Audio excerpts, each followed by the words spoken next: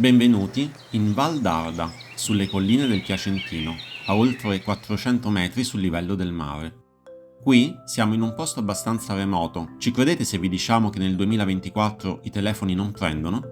Siamo a Veleia Romana, un posto importante per i suoi scavi archeologici, che hanno portato alla luce l'illustre e ricco passato di queste terre. Insomma, un gioiellino, purtroppo abbastanza sconosciuto, della provincia di Piacenza.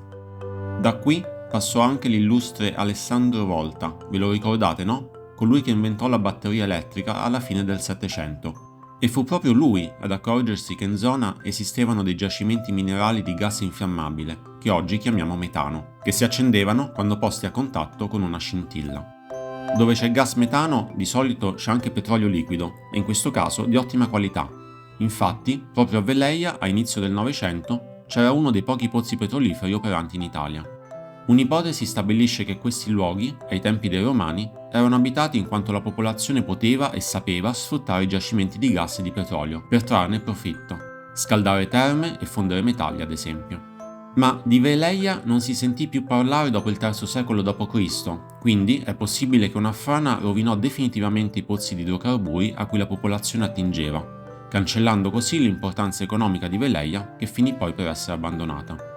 Oggi rimane ciò che possiamo vedere, gli scavi di questa fiorente cittadina che mostrano il foro, cioè la piazza principale, le terme e alcune abitazioni private, il tutto scoperto a metà del Settecento. Qui vediamo le terme, chissà forse riscaldate a petrolio? Un luogo di igiene e socialità in cui i cittadini si prendevano cura del proprio corpo e si incontravano. Le terme prevedevano almeno 3 piscine, una calda, una tiepida e una fredda e tonificante per finire il trattamento. Questi luoghi furono conquistati dai Romani nel II secolo prima di Cristo e prosperarono per un paio di secoli.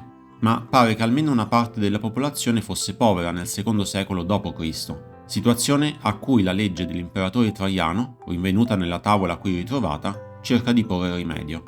La legge di Traiano, infatti, prevedeva un prestito a fondo perduto ai piccoli proprietari terrieri locali, che si impegnavano a ipotecare la proprietà e a pagare un interesse del 5% annuo.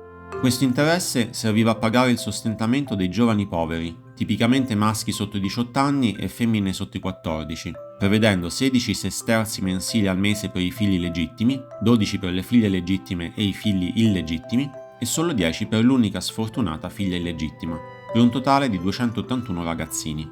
Pensiamo che sia un sistema più civile di quello attuale, dove gli interessi delle ipoteche vanno a ingrassare le voraci banche, che non solo prendono l'interesse annuo, ma anche la restituzione del capitale.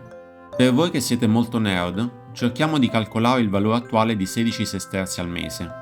Dunque, sappiamo che 100 sesterzi valevano un denario, che pesava 8 grammi d'oro. Sappiamo che l'oro ha mantenuto più o meno il suo potere d'acquisto nel corso dei millenni. Dunque, al cambio del 2024, un denario costerebbe 560 euro, da cui 5 o 6 euro per sesterzio. Il sostentamento di un fanciullo veniva quindi valutato in circa 90 euro al mese al cambio del 2024, che potrebbe corrispondere alle spese di vitto. Immaginiamo che mangiassero molte verdure e poca carne. Se siete a Veleia, potete anche visitare la chiesa di Sant'Antonino, situata su un'altura davanti agli scavi archeologici. La chiesa è cinquecentesca e successivamente restaurata. Essendo passati qui a giugno, siamo stati molto fortunati perché è in questo mese che viene eseguita l'infiorata dalle donne del paese. Ecco qui questa effimera opera d'arte. Nella stessa gita, se siete in zona, potete andare a Vigolo Marchese, a circa 25 minuti di macchina, che è di strada se siete giunti dalla via Emilia. Qui è possibile vedere il battistero dell'XI secolo che utilizza un capitello di epoca romana come fonte battesimale.